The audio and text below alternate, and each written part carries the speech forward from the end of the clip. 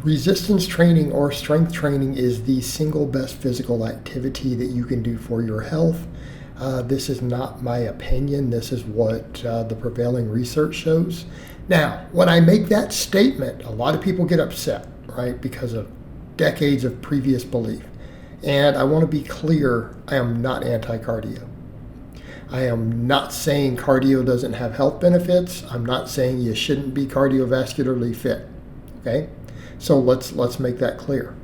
I'm not even saying adding cardio to strength training isn't even better. In fact, I think we can make a case for, even though the research shows strength training brings way more to the table, that cardio does bring some unique benefits, and when added on top of resistance training can be even better.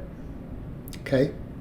Now, again, people will say that, like, well, what about your heart? What about your heart? You can't make this. It's just lifting weights. It's just building muscle, blah, blah, blah, all this nonsense.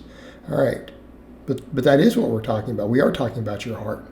We are talking about insulin resistance. We are talking about cancer and diabetes and all these things. Okay? We're at a point to where the actual mechanisms by which resistance training reduce cancer rates are understood in the lab. Like, they're measured and understood in the lab, and the researchers actually know why it occurs.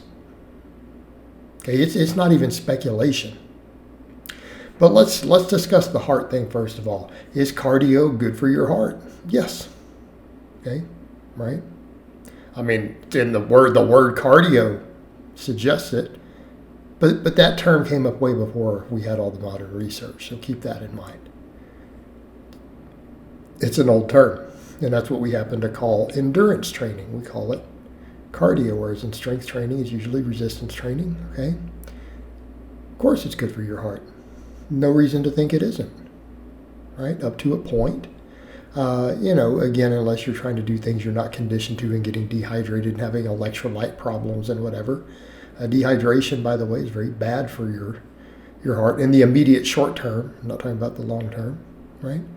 Yeah, but endurance can be good for it. Endurance can help with all sorts of stuff, like arterial stiffness and all sorts of things. Yeah, it's absolutely good for your heart. No one's denying that. Okay? Of course. Resistance training, though, when it's looked at in the lab, when all of the metabolic benefits are added up, if you only did one, it looks like, again, meta-analysis is showing that resistance training is slightly better for your heart. That's all it's showing, because it does a lot of different things.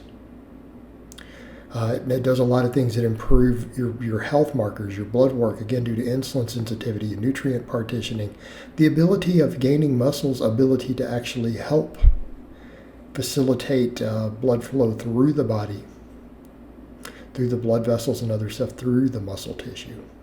Okay, it's a metabolically active tissue. It does things. Okay, again, it affects things like insulin sensitivity, which again, big cardiovascular risk factor. Okay, there's a lot of stuff going on with it. Now, endurance work has additional benefits that are not through all the same pathways for your heart. So what the best research shows is that, yes, if you only did one, weight training is slightly better for your heart. Slightly, by a small margin. But if you do both, you're in a really good place. Because there's cumulative benefits. Okay? So hopefully everyone understands this. This is not an anti-cardio statement. Okay.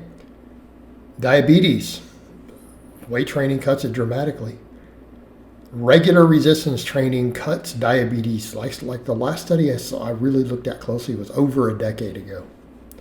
It showed that it can reduce it by up to 70%. Now, people say, how is that possible? Improved insulin sensitivity. Muscle tissue and resistance training and training it and building muscle improves insulin sensitivity. It lowers insulin resistance. Insulin resistance, when it gets too bad, is ultimately what causes type 2 diabetes. Okay, this one is simple. This is an easy one. This shouldn't require any thought beyond that. That's why the data is so massively one-sided on it. Because anyone who understands the basics of exercise science knows that weight training does this. Okay? It is very protective against diabetes. And then we come over to the cancer for the exact same reason. Insulin resistance increases cancer risks because your body has to kick out more insulin to handle the glucose and all the foods that we eat in response to it. When you're more insulin resistant, if you're more insulin sensitive, which weight training makes you, your body needs less insulin. Guess what tissues tend to be very insulin sensitive? Cancer tumors. So when insulin is dramatically elevated, cancer really likes it. You're basically supercharging it. You're giving it miracle grow. Okay? Again, hopefully that makes sense. You are feeding the cancer. When our body has to jack insulin way up to handle nutrient partitioning, cancer loves it. Weight training, guess what? Improves insulin sensitivity. Therefore, it makes it easier for our body to fight the cancer cells because they're growing slower. Our body will fight off cancer pretty well up to a point. When it gets out of control, then we've got a problem. You get all sorts of stuff, potential malignant cells all through your life that your immune system handles. This gives your immune system a better chance to fight it. That's all it does. So it lowers cancer a little bit. But then we come over to all the other stuff. A lot of your aging issues are sarcopenia related, muscle loss related, bone density. Think about all the hip fractures, right? Well, what improves bone density? Weight training. By an enormous margin. No other physical activity that we do is even close. It is by such an enormous magnitude that nothing else competes. Anyone who wants proof, go look at the DEXA scans when I put mine up a few years ago, and it showed for me in my 40s, my bone density was almost off the charts as a powerlifter. And the technicians are used to that. Like, yeah, you compete in powerlifting, you lift really heavy weights, this is what we expect to see. We expect your bones to be like steel, This is normal for people who do what you do. Now, you don't have to do what I do to improve bone density. Any resistance training will do it. Load bearing, putting weight on your bones. Your body makes them stronger. Okay? So we have all of these different things going on. All of these aging-related diseases, resistance training helps you fight those. On top of the fact that it makes you look good naked. Okay? And let's not forget about that part. People who have more muscle and less fat, which weight training helps you do, we tend to look a little better with our clothes off than the average person.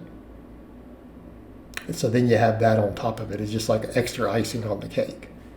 All right, guys, but that's really all I have to say on that today. I hope it's been informative, and I'll talk to you guys next time.